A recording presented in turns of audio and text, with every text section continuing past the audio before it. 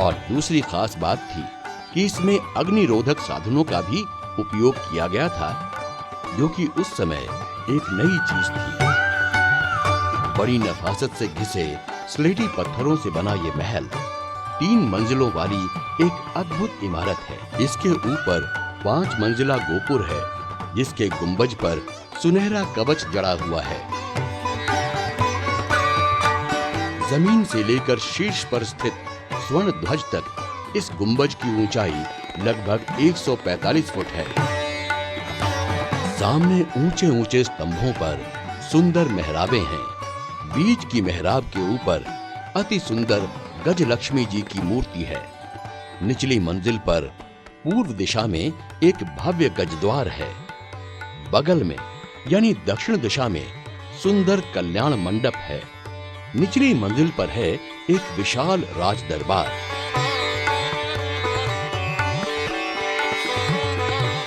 और उसी मंजिल पर अंबा विलास नामक बेहद आकर्षक रूप से सजाया गया दरबार सभागृह है।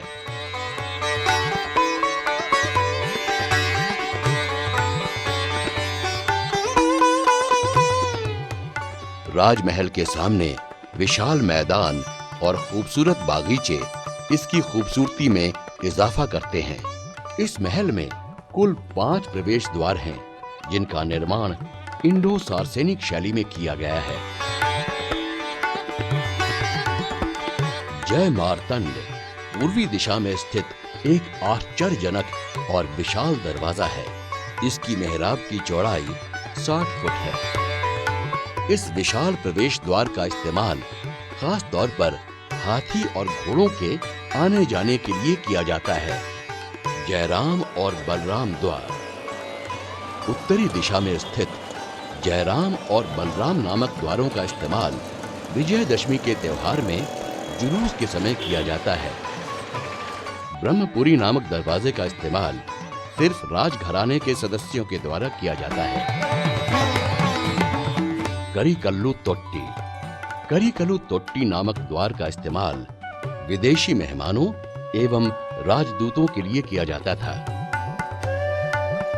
बराही बराही नामक ये द्वार आम लोगों के आवागमन के लिए है।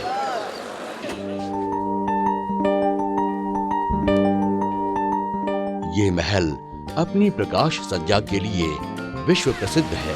पूरे राजमहल की आकृति रेखा के अनुसार हजारों बिजली के बल्ब जगमगाते हैं। इनकी बेहद खूबसूरत जगमगाहट से ये एक रोशनी का महल प्रतीत होता है। मैसूर का राजमहल अपनी तरह का इकलौता महल है, जिसकी तुलना दुनिया के किसी भी और महल से नहीं की जा सकती। इसकी सुंदरता और भव्यता को देखकर हर सैलानी मंत्रमुग्ध हो जाता है। नवरात्रि, राष्ट्रीय पर्व, रविवार और कुछ खास मौकों पर इस महल की बिजली के हजारों जगमगाते बल्बों से विशेष सजावट की जाती है। ये विहंगम दृश्य सचमुच अविस्मरणीय होता है। ललित महल। अगर महाराज कृष्णराज ओडेयर जैसे महान कला प्रेमी न होते तो शायद ये वास्तुशिल्प का अनमोल मूर्त रूप देखना मुनासिब न होता। इस शानदार भवन के विन्यासकर्ता थे E.W. फ्रिदले। सन 1921 में ये अद्भुत इमारत बनकर तैयार हुई थी और लागत आई थी लगभग 13 लाख रुपए। अब ललित महल एक शानदार होटल बन चुका है। कहा जाता है कि इस महल को खास तौर पर विदेशी मेहमानों को ठहराने के लिए बनाया गया था।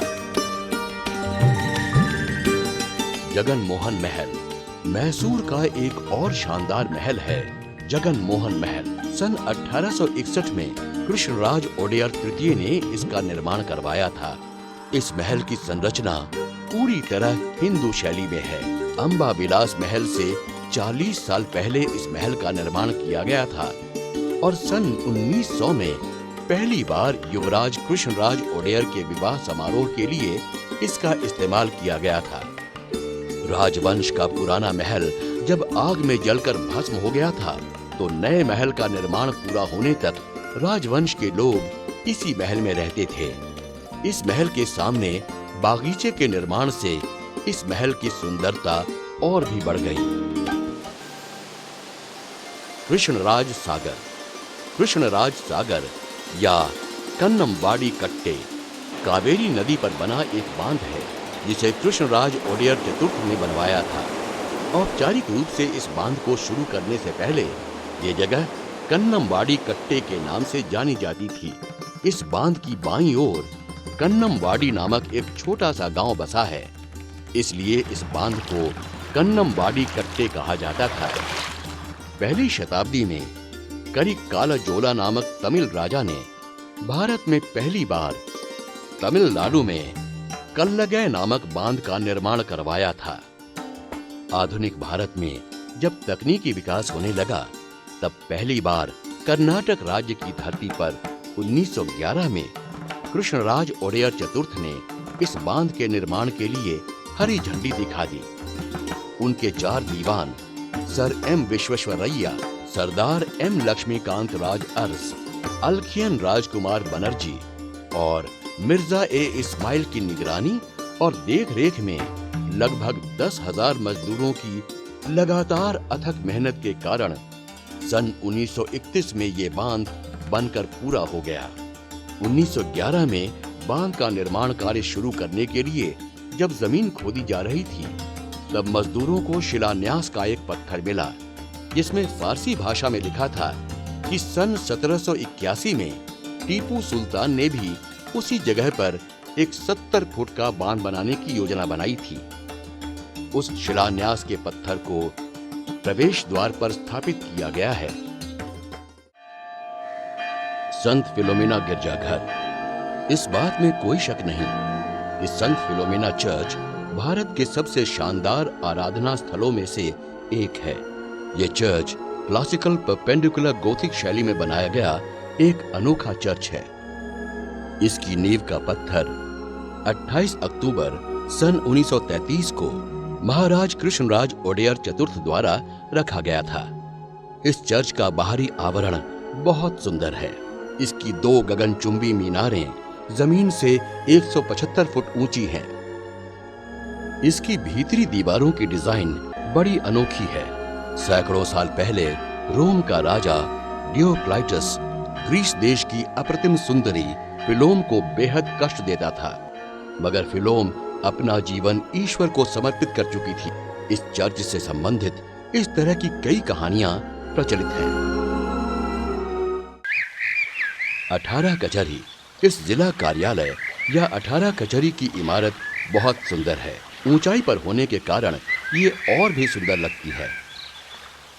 लगभग 93 एकड़ जमीन पर बनी इस इमारत के निर्माण में लगभग 1,75,000 रुपए खर्च हुए थे। इसके मध्य भाग में एक स्तंभ है और उस पर शंख की आकृति का एक कलश है, जो इसे बेहद आकर्षक बना देता है। 18 कचहरी के सामने एक ऊंचे चबूतरे पर सर जेम्स गॉर्डन की एक सुंदर प्रतिमा है।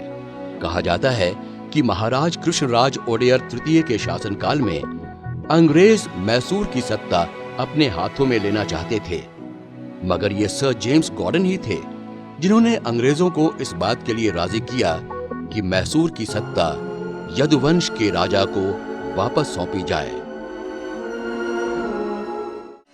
रजत जयंती घड़ी। सन 1927 में जब कृष्णराज ओडेयर तृतीय अपनी 25वीं वर्षगांठ मना रहे थे, तब इस उपलक्ष्य में इस घड़ी का निर्माण किया गया था। ये अति विशाल घड़ी 75 फुट ऊंची है, जिसके स्तंभ के निर्माण में राजस्थानी एवं इंडो सार्सेनिक शैलियों का समावेश किया गया है। घड़ी का यह स्तंभ राजमहल के सामने उस स्थान पर स्थित है जहां पर गांधी चौक, अशोक मार्ग एवं राजमहल मार्ग एक दूसरे से मिलते हैं। 5 फुट गोलाई की ये लाजवाब घड़ी पूरे कर्नाटक में मैसूर के अलावा और कहीं नहीं है। कृष्ण राजेंद्र चौक। 1950 में बने इस गोलाकार चौक का नाम महाराज कृष्णराज ओडेयर के नाम पर रखा गया है। इसके मध्य में स्थापित सुंदर प्रतिमा का निर्माण बंबई के प्रसिद्ध शिल्पकार आर.पी. कामत ने किया है। यहाँ से एक सड़क सायाजी मार्ग की ओर जाती है तो दूसरी देवराज अरस मार्ग की ओर। इसके नजदीक है जनता बाजार या जनता मार्केट, चामराजेंद्र चौक। मैसूर नगर के ठीक बीचों बीच स्थित राजमहल के उत्तरी द्वार के ठीक सामने दिखाई देने वाले इस सुंदर और विशाल गोलाकार चौक का नाम है चामराजेंद्र चौक। इसके मध्य में महाराज चामराजेंद्र की शानदार प्रतिमा खड़ी है। इस प्रतिमा के शिल्पकार थे रॉबर्ट डब्ल्यू कार्लसन। इस प्रतिमा की एक खासियत यह है कि इसमें राजा अपनी पारंपरिक पोशाक में नहीं है, बल्कि उस पाश्चात्य पोशाक में हैं जिसे पहनकर उन्होंने JCSI की डिग्री हासिल की थी। इस प्रतिमा को श्वेत संगमरमर से बनाया गया है। प्रतिमा के ऊपर एक सुंदर छत्र भी है और उसके चारों ओर एक मंडप भी। इसका निर्माण सन 1920 में किया गया था। हार्डिंग चौक। इस गोलाकार चौक को खास तौर पर राजा के अतिथियों के स्वागत के लिए बनाया गया था। इसका निर्माण 1933 में हुआ था। पहले इसे निषाद बाग के नाम से जाना जाता था। इस चौक के आसपास कई सुंदर बागीचे हैं।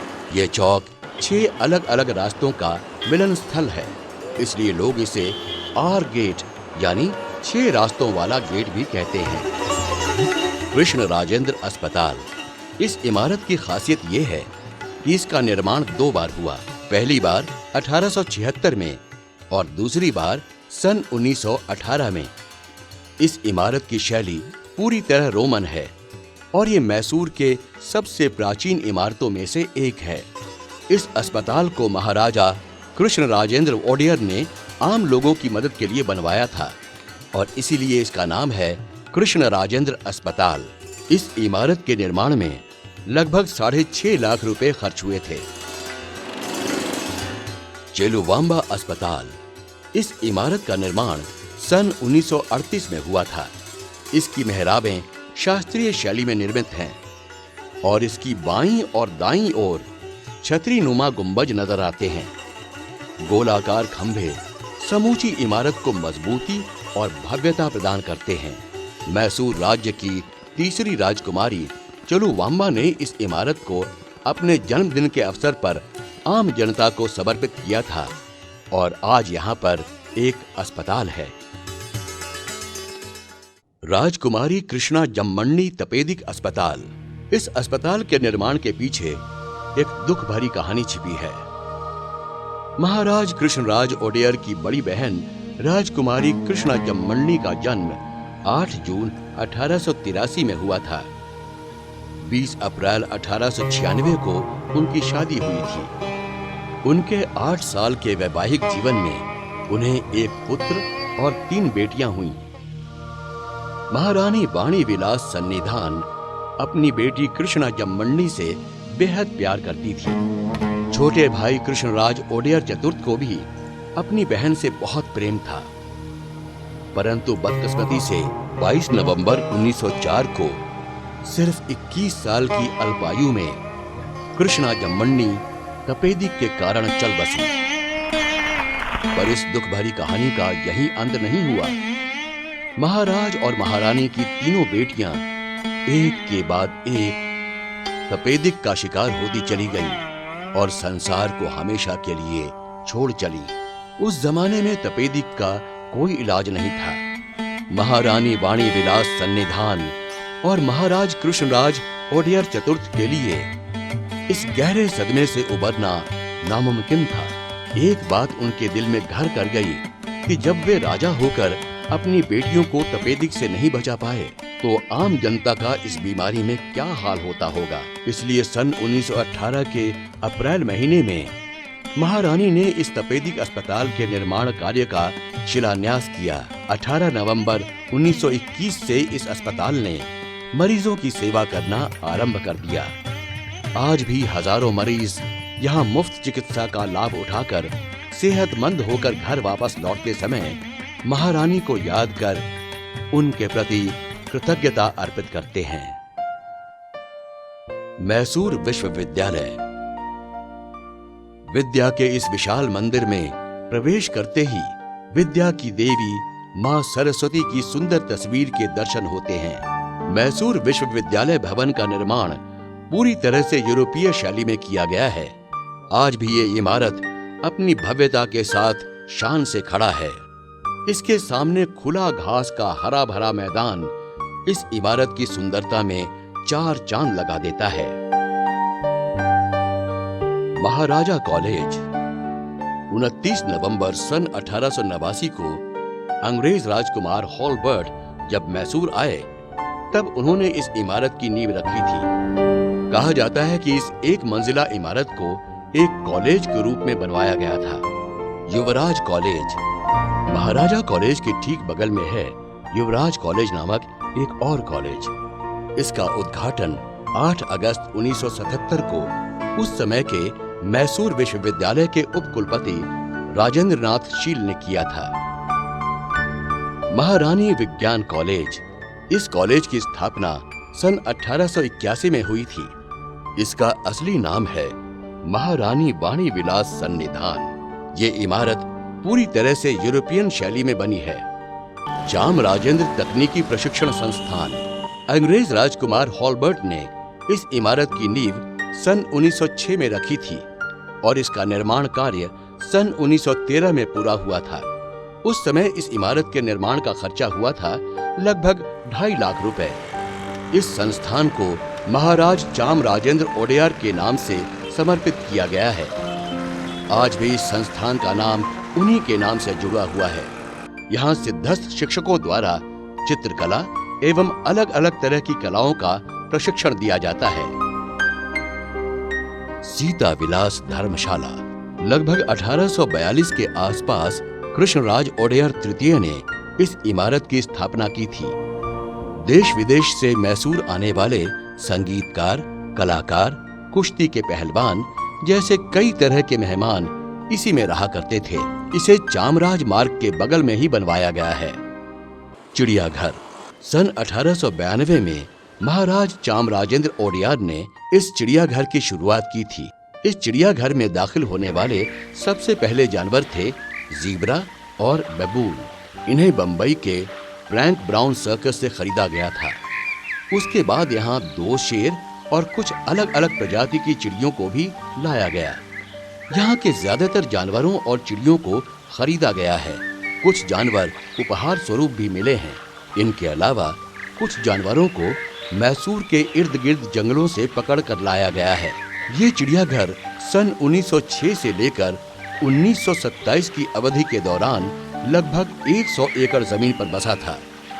है ना ये कमाल की बात। इस तरह मैसूर की हर एक इमारत, सड़क, पेड़, यहाँ तक कि यहाँ का एक एक पत्थर अपने शानदार इतिहास को बयां करता है। इसीलिए मैसूर को कलाओं का मायका कहा जाता है।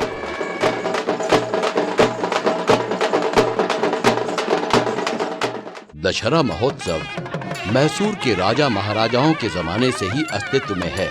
सन 1565 में विजयनगर साम्राज्य का जब पतन हो गया, तभी से मैसूर के राजवंश को विजयनगर की परंपरा उत्तराधिकार के रूप में मिली। मैसूर के महाराजाओं ने इस परंपरा को जारी रखा। सन 1610 में मैसूर पर अपनी सत्ता की स्थापना करने वाले ओडेयर वंशजों ने ही दशहरा महोत्सव की शुरुआत की थी। उन्होंने इस महोत्सव को एक परंपरा का रूप दिया और अपने उत्तराधिकारियों को भी इस महोत्सव को जारी रखने का आदेश दिया।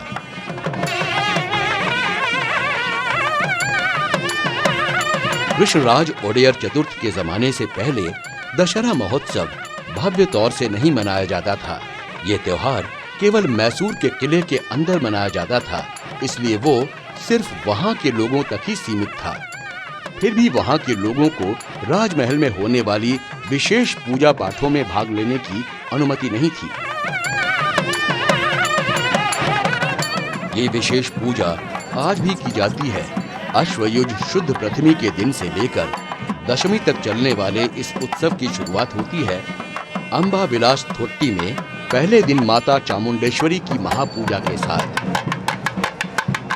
महाराज अपने शाही तलवार को सिंहासन के बगल में रखकर 9 दिनों तक हर रोज सिंहासन आसीन होते हैं।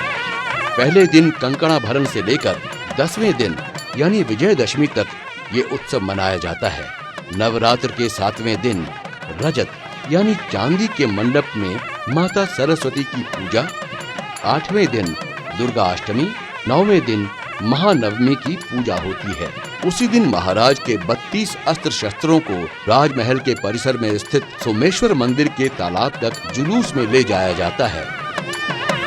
उसके पश्चात महाराज चांदी के रथ पर सवार होकर भुवनेश्वरी के मंदिर, फिर बन्नी मंडप की ओर जाने वाली जुलूस का हिस्सा बन जाते हैं। वहां पर महाराज पीपल के पेड़ की पूजा करते हैं, अपने शाही तलवार से पीपल के पेड़ की टहनी को काटते हैं और महाभारत की घटनाओं को याद करते हैं। और इस तरह राजमहल का निजी त्योहार संपन्न होता है।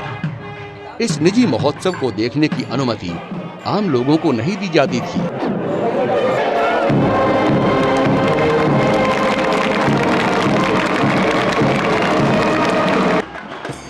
उन्हें सिर्फ जंबू सवारी को ही देखने की अनुमति थी।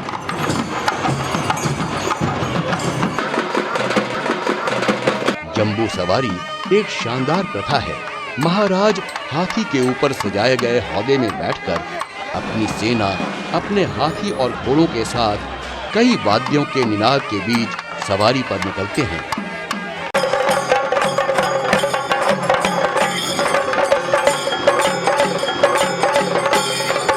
महाराजाओं की हुकूमत खत्म होने के बाद अब हौदे में चामुंडेश्वरी देवी की मूर्ति की स्थापना कर उसे जंबू सवारी पर ले जाया जाता है।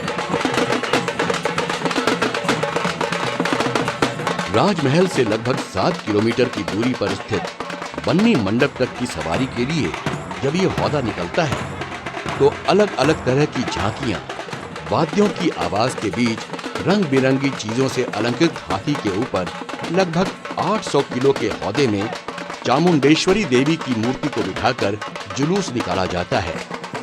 इस सुंदर मनमोहक दृश्य को देखने के लिए देश विदेश से आए लाखों सैलानी धूप और बारिश की परवाह किए बगैर अत्यंत उत्साह से इस उत्सव में भाग लेते हैं।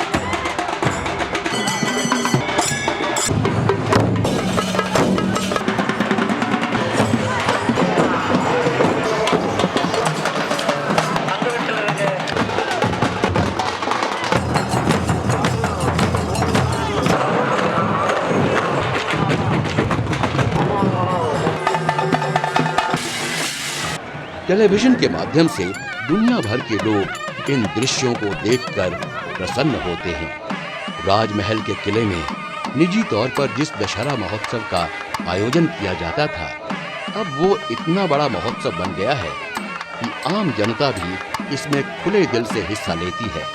मैसूर का दशहरा केवल महाराज की निजी संपत्ति, हाथी, घोड़े, सेना और गायों का ही त्योहार नहीं है, बल्कि अब एक ऐसा त्योहार बन गया है जिसे दुनिया भर के लोग देखते हैं। सैकड़ों सालों से आज तक जिस वैभव और प्रताप के साथ दशहरा उत्सव का आयोजन होता आया है, भविष्य में भी इसी उत्साह, जोश और प्रफुल्लता से इस उत्सव का आयोजन होता रहे। हमारा देश समृद्धि पाए, तरक्की करे, यही हमारी माता चामुंडेश्वरी से प्रार्थना है।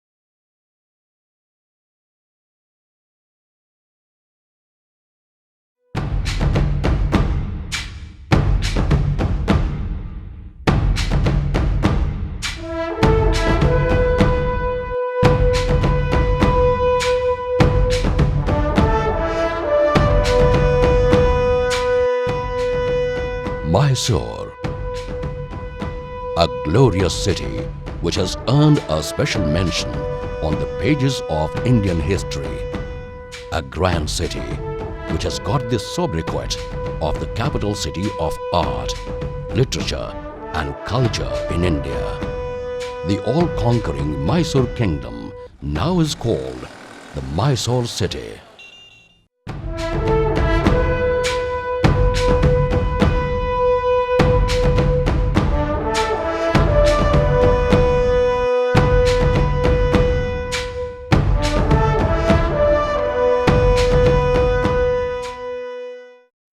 Mysore, which is situated at the southern part of the state of Karnataka, is also a district headquarter. Located at a distance of 135 kilometers from the capital city, Bengaluru, Mysore spreads across an area of around 20 square kilometers. The approximate population of the city is estimated around 8 lakh. Situated in a temperate zone, Mysore is an undulating tableland fringed by verdant forests. Even since prehistoric ages, Mysore has been the home for lush green forests and ever fertile land. Mysore is one of the rarest cities in the country, which has maintained intense passion for its historic legacy, as well as its nature to embrace the newest of technology. Mysore is not just a popular tourist destination, it is also a place of cultural and educational evolution. Mysore is the capital of art, literature, music and culture.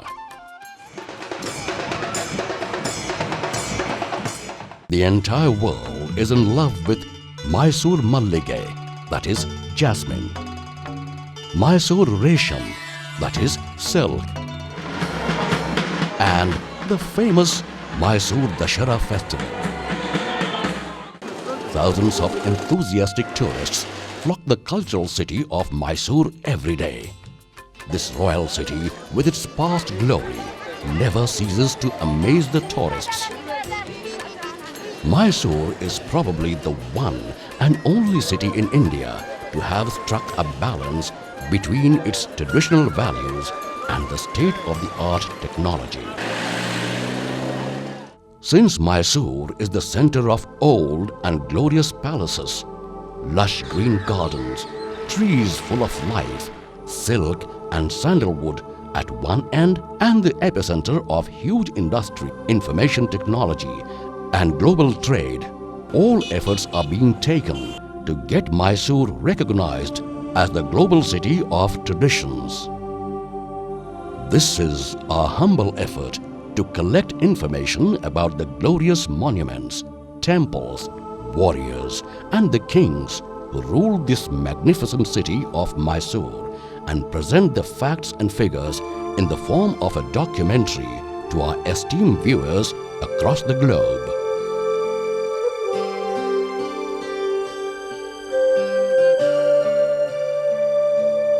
According to Hindu mythology, Mysore acquired its name from the demon king called Mahishasura.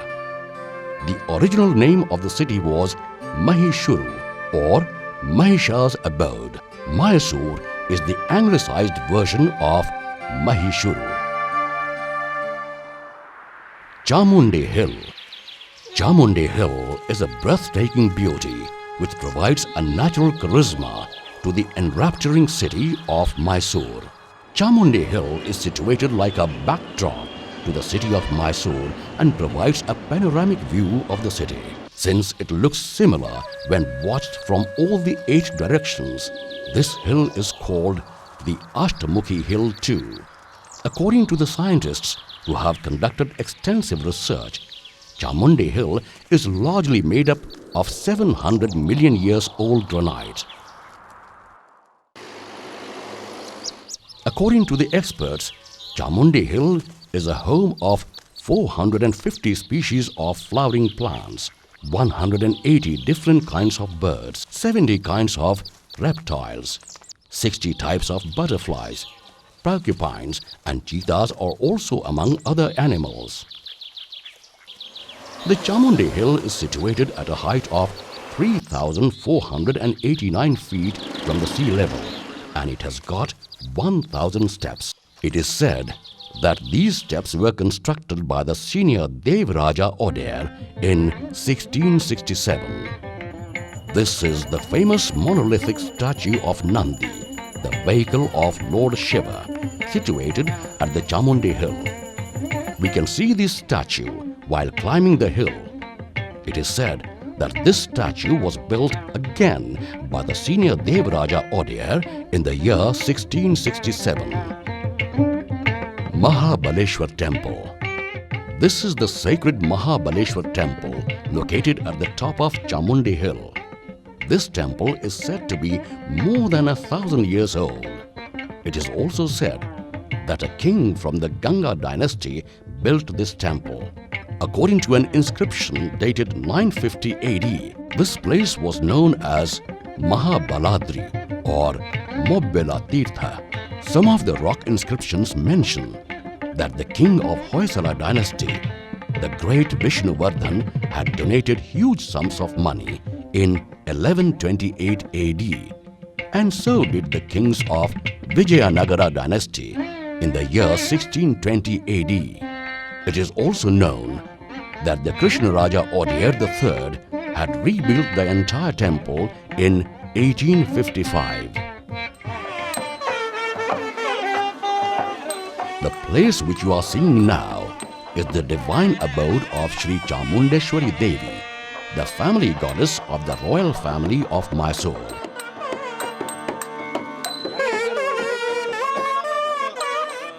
According to the mythological story of Devi Purana, Mysore was ruled by the demon king Mahishasura. Hearing the prayers of gods and goddesses to save them from the demon, Goddess Durga took the birth of Chamundeshwari, killed the monster, and settled here in this place forever. Initially, this was a very small temple. In the year 1600 AD, Raja Odair decided to build spires and a main entrance to this temple.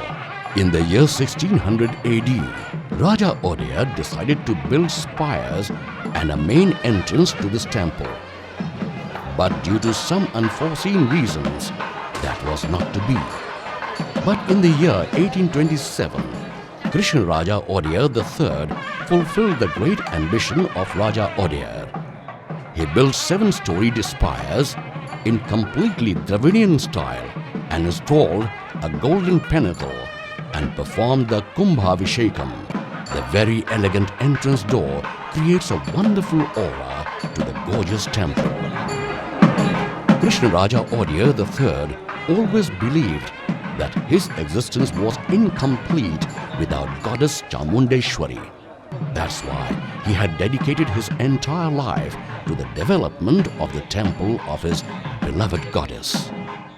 Another famous monument near the Chamundeshwari temple is a temple of Kodi Bhaireshwar, situated near the big pond.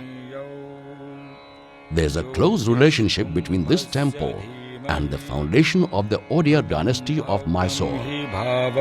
Although this temple looks very common and without any artistic flavor, this is one monument which has got the secrets of the historical facts of a dynasty hidden in its heart.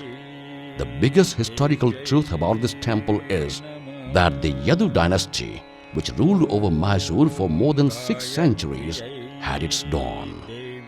In the year 1399 AD, 2 brothers named Yaduraya and Krishnaraya, who were well known as Vijaya and Krishna, with a longing to worship Melukote's Cheluva Narayana Swami, travelled all the way from Kathiawar in Gujarat to Vijayanagar en route to Mysore. They were so attracted by the natural beauty of Mysore, or Mahishuru as it was known then, that they decided to stay there forever. One day, they received a horrible news. Maranayaka, the commander of a place called Karugalli, with an ambition to become the king of Mysore, started threatening the queen of Mysore, Deva Jamanni. He told her to get her daughter married to him, or else he would kidnap her. Those were the tough times for Mysore dynasty, as the king Chamaraja had passed away and he had no heir apparent to his throne. Yaduraya and Krishnaraya somehow got this news. These very pious brothers received an order in their dreams to spend an entire day at the Kodi Bhairaveshwar temple, where they would meet a holy man. At the same time, Queen Deva Jamanni also received an order from her family goddess in her dreams to send a priest and a holy man to the Kodi Bhairaveshwar temple in order to get freed from all her troubles. She sends a priest and a holy man to the temple, where these men tell Yaduraya and Krishnaraya about the threat given by the evil commander. After thinking about the situation, the brothers agreed to extend the helping hands to the queen. They meet some of the assiduous men and soldiers of the queen and plan a battle against the commander. They attacked the evil commander and his loyal men, who were busy having a ball to celebrate the impending marriage to the princess at a village called Hadinaru. Yaduraya and Krishnaraya's loyal army destroys the army of Maranayaka and kills him. After the death of the evil commander, Yaduraya gets married to Princess Deva Jamanni on an auspicious day. Thus Yaduraya becomes the founder of the Mysore dynasty. The Mysore dynasty, which started its rule on Mysore under the leadership of Yaduraya, has seen 25 kings in all. The kings of Mysore dynasty are called as Odayars.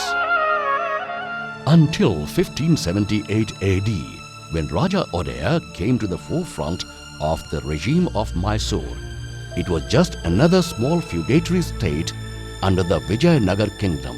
As soon as the Vijayanagar dynasty had a mighty fall in 1585, the Odayars of Mysore inherited the traditions and the etiquettes of Vijayanagar, and they also continued it. In the year 1610, the Odayars of Mysore staked their claim on the throne with much fanfare and ostentation at Srirangpattan. Srirangpattan used to be the capital of Mysore kingdom. Meanwhile, during 1761 to 1799, there was a huge tiff and tension among the Odayars. In this period, Hyder Ali and the great Tipu Sultan took over the reins of the state of Mysore and ruled for 38 years. In the year 1799, the British army defeated Tipu Sultan and snatched Srirangpattan from him. They then appointed Krishnaraja Odayar III as the king of Mysore and handed over his ancestral throne when he was just 5 years old.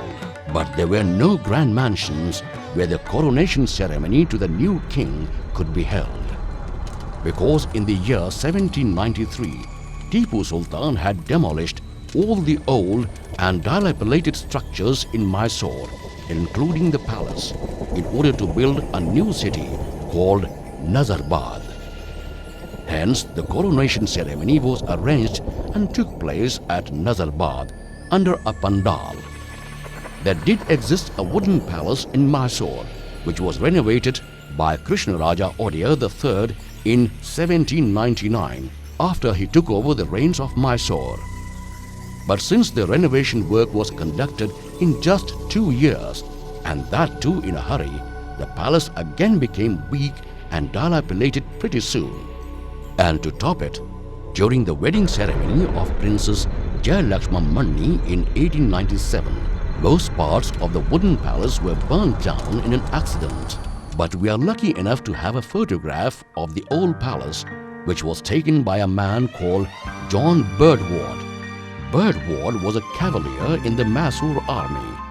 To reinstate the splendor and the pomp of the palace, the then royal representative, Queen Vani Vilasa Sannidhana, decided to build a new palace at the same place and in the same style as the old one. The blueprints were accepted, designed by Henry Irwin. B.P. Raghavullu Naidu, the chief executive engineer of the Mysore Palace Department, was assigned the responsibility of overseeing the construction of the palace.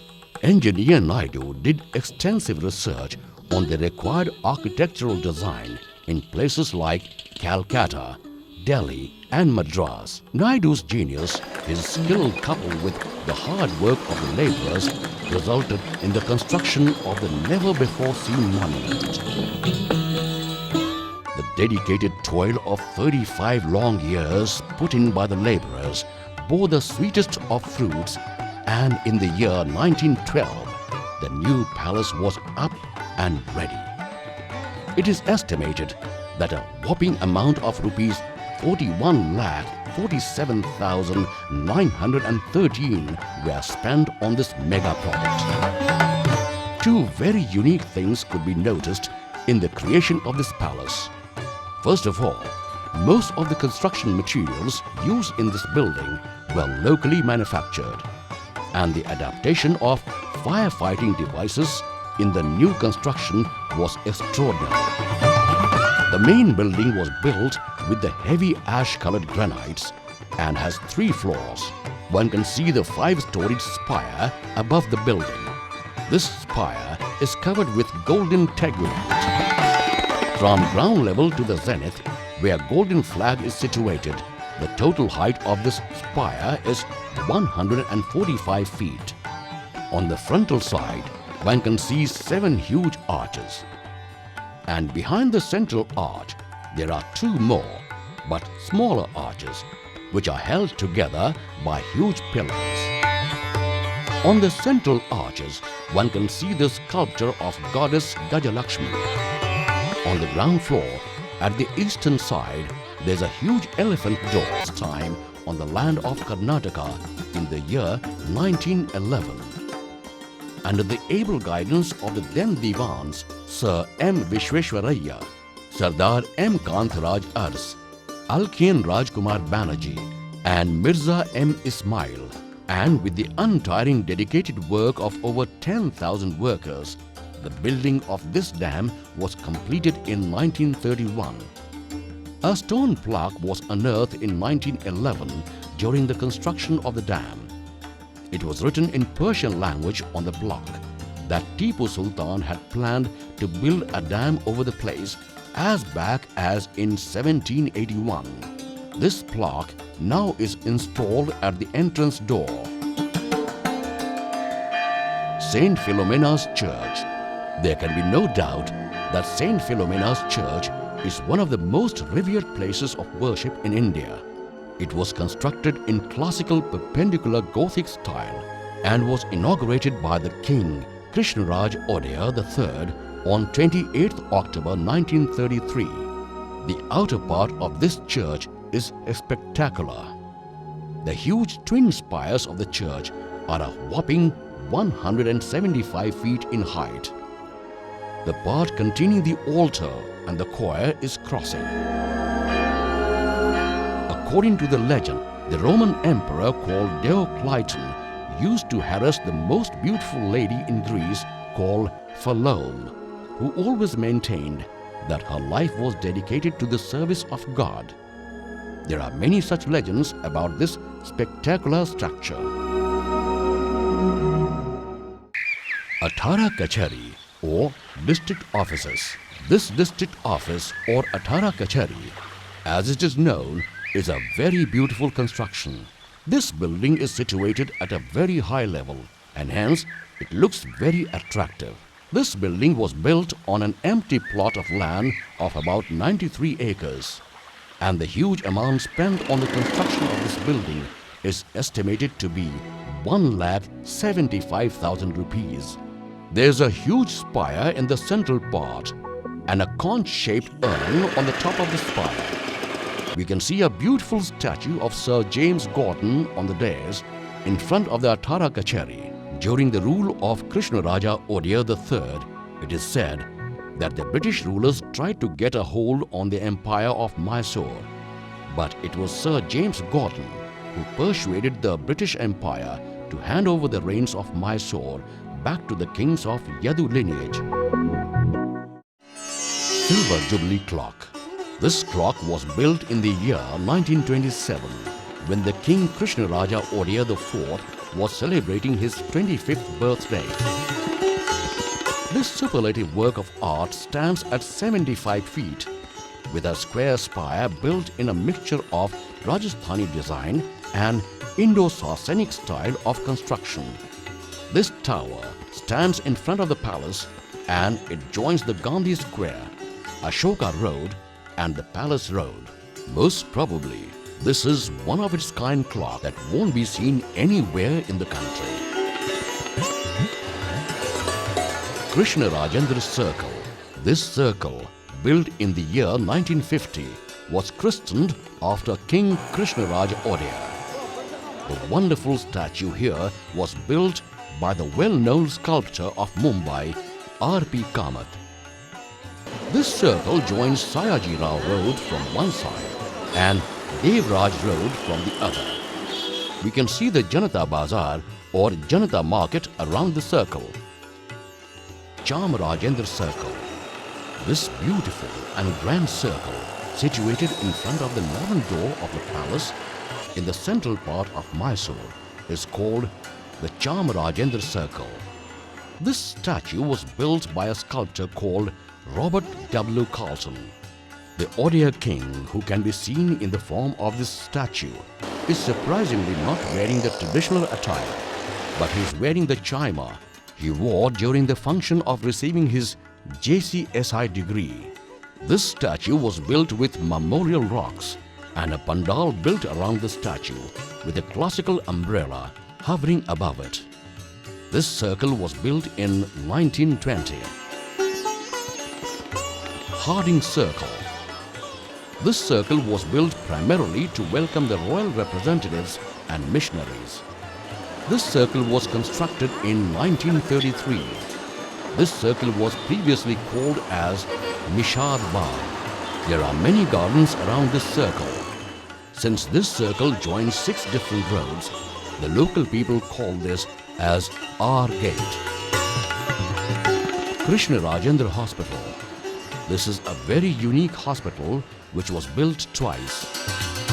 One in 1876 and for the second time in 1918. This building is built entirely in Roman style and this is one of the oldest monuments of the city. Since this hospital was built by the King Krishnaraja Odia to serve the common people of his state, this hospital was christened in the name of the great king and philanthropist. It is estimated that a huge sum of rupees 6.5 lakh were spent to build this hospital. Cheluvamba Hospital. This hospital was built in 1938.